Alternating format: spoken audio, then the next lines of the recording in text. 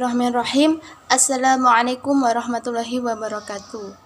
Alhamdulillahirabbil alamin wa bihi nasta'in wa ala umuri dunya waddin. Rabbi shrah li sadri wa yassir li amri wahlul 'uqdatam min lisani yafqahu qawli. Amma ba'du. Di sini saya dan rekan saya Sri Mailani akan menjelaskan makalah dari mata kuliah Prota Promes Silabus yang berjudul Perbedaan Perangkat Pembelajaran pada Prota Promes dan Silabus KBK dan Kurikulum 2013. Baiklah, di sini yang pertama saya akan menjelaskan tentang pembelajaran perangkat pembelajaran KBK, KTSP, dan K13. Yang pertama adalah KBK. KBK dalam dokumen kurikulum 2014 dirumuskan bahwa kurikulum berbasis kompetensi merupakan perangkat rencana dan pengaturan tentang kompetensi dan hasil belajar yang harus dicapai oleh siswa, penilaian, kegiatan belajar mengajar, dan pemberdayaan sumber daya pendidikan.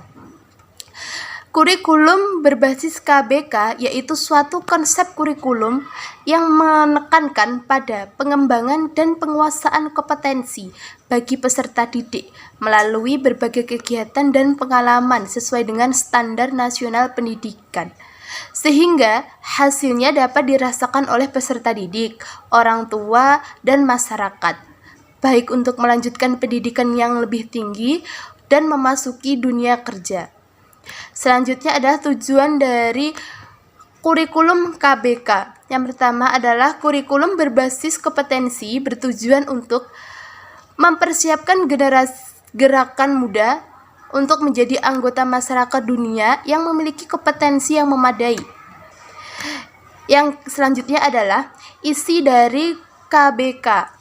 Dalam kurikulum berbasis kompetensi ini terdapat 9 mata pelajaran yang diajarkan, yaitu yang pertama, pendidikan agama, yang kedua, pendidikan kewarganegaraan, dan pendidikan pengetahuan sosial, bahasa Indonesia, matematika, IPA, kerajinan tangan, dan kesenian, pendidikan jasmani, ditambahi dengan kegiatan yang mendukung kebiasaan dan muatan lokal. Dalam kurikulum berbasis kompetensi juga terdapat 4 kompetensi dasar yang harus dimiliki sesuai dengan kurikulum KBK. Apa saja? Yang pertama adalah kompetensi akademik, yang artinya peserta didik harus memiliki pengetahuan dan keterampilan dalam mengatasi tantangan dan persoalan hidup. Yang kedua adalah kompetensi okupasional, yang artinya adalah peserta didik harus memiliki kesiapan dan mampu beradaptasi terhadap dunia kerja. Yang ketiga adalah kompetensi kultural, yang artinya peserta didik harus mampu menempatkan diri sebaik-baiknya dalam sistem budaya dan tata nilai masyarakat yang pluralistik. Yang terakhir adalah kompetensi temporal, artinya peserta didik tetap eksis dan menjalankan kehidupannya serta mampu memanfaatkan ketiga kemampuan dasar yang telah dimiliki sesuai dengan perkembangan zaman. Untuk selanjutnya, di sini saya akan menjelaskan tentang KTSP. Apa itu KTSP? KTSP dalam Standar Pendidikan Nasional SNP Pasal 1 Ayat 15 dijelaskan bahwa kurikulum tingkat satuan pendidikan atau KTSP adalah kurikulum operasional yang disusun dilaksanakan oleh masing-masing satuan pendidikan. Penyusunan KTSP dilakukan oleh satuan pendidikan dengan memperhatikan dan berdasarkan standar kompetensi serta kompetensi dasar yang dikembangkan oleh Badan Standar Nasional Pendidikan atau lebih dikenal dengan BSNP. Pendidikan hampir senada dengan prinsip implementasi KBK yang disusun oleh KTSP yang merupakan penyempurnaan daripada kurikulum 2014. Selanjutnya adalah implementasi dari KTSP sendiri. Implementasi dari KTSP yang pertama adalah menciptakan pembelajaran aktif, kreatif, efektif, dan menyenangkan. Yang kedua adalah memiliki pendekatan yang tepat. Yang ketiga adalah membentuk kompetensi peserta didik meliputi. Yang pertama adalah kegiatan awal pembukaan seperti pembinaan keakraban, pretest, yang kedua adalah kegiatan inti, yang ketiga adalah kegiatan akhir atau penutup dapat dilakukan dengan memberikan tugas dan protes. Selanjutnya adalah kurikulum K13. Kurikulum di sini saya akan menjelaskan tentang kurikulum K13. Apa itu kurikulum K13? Kurikulum K13 adalah sebuah kurikulum yang dikembangkan untuk meningkatkan dan menyeimbangkan kemampuan soft siklus dan hard siklus yang berupa sikap, keterampilan, dan pengetahuan. Dalam konteks ini, kurikulum 2013 berusaha untuk lebih menanamkan nilai-nilai yang tercermin pada sikap dan berbanding lurus dengan keterampilan yang diperoleh peserta didik melalui pengetahuan di bangku sekolah.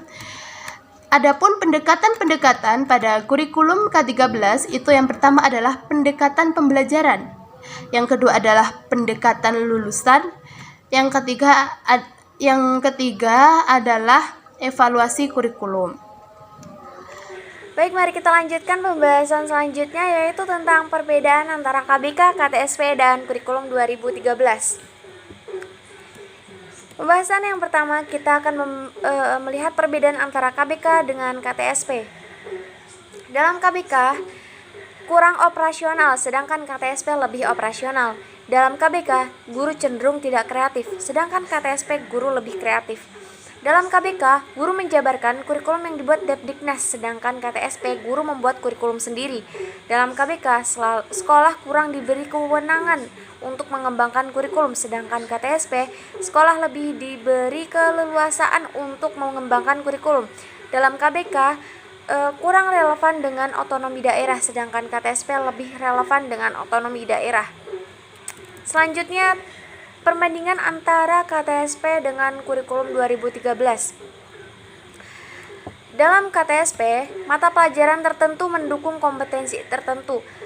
Tetapi dalam K13, tiap mata pelajaran mendukung semua kompetensi, dari sikap, keterampilan, sampai ke pengetahuan. Dalam KTSP, mata pelajaran dirancang berdiri sendiri dan memiliki kompetensi dasar sendiri, sedangkan K13, mata pelajaran dirancang terkait satu dengan yang lainnya dan memiliki kompetensi dasar yang diikat oleh kompetensi inti tiap kelas. Dalam KTSP, bahasa Indonesia sejajar dengan mapel lain, sedangkan dalam K13 bahasa Indonesia sebagai penghela mapel lain. Dalam KTSP, setiap mata pelajaran diajarkan dengan pendekatan berbeda, tetapi dalam K13 semua mata pelajaran diajarkan dengan pendekatan yang sama atau saintifik, melalui mengamati, menanya, dan mencoba dan menalar. Dalam KTSP, setiap jenis konten pembelajaran diajarkan terpisah, tetapi dalam K13, bermacam jenis konten pembelajaran diajarkan terkait dan terpadu satu sama lain. Konten ilmu pengetahuan diintegrasikan dan dijadikan penggerak konten pembelajaran lainnya. Dalam KTSP, tematik untuk kelas 1 sampai kelas 3 belum integratif, sedangkan dalam K13, tematik integratif untuk kelas 1 sampai kelas 3. Dalam KTSP, TIK mata pelajaran sendiri, tetapi dalam K13, TIK merupakan sarana pembelajaran dipergunakan sebagai media pembelajaran mata pelajaran lain. Dalam KTSP, bahasa Indonesia sebagai pengetahuan, sedangkan dalam K13, bahasa Indonesia sebagai alat komunikasi dan career of knowledge. Dalam KTSP, untuk SMA ada penjurusan sejak kelas 11, sedangkan dalam K13 tidak ada penjurusan SMA, ada mata pelajaran wajib, peminatan antar minat, dan pendalaman minat. Dalam KTSP, SMA dan SMK tanpa kesamaan kompetensi, tetapi dalam K13, SMA dan SMK memiliki mata pelajaran wajib yang sama-sama terkait dasar-dasar pengetahuan, keterampilan, dan sikap. Dalam KTSP, penjurusan di SMK sangat detail, tetapi dalam K13, penjurusan di SMK tidak terlalu detail. Begitu perbedaan antara KBK, KTSP, dan KTSP dengan kurikulum K13. Setiap perubahan kurikulum selalu mempunyai perbandingan dengan tujuan agar sistem pendidikan nasional selalu selaras dengan perkembangan zaman yang selalu berkembang dari waktu ke waktu. Cukup sekian presentasi dari kami. Apabila ada salah dan kurangnya kami mohon maaf yang sebesar-besarnya. Nun wal qalam yawma yasturun. Wassalamualaikum warahmatullahi wabarakatuh.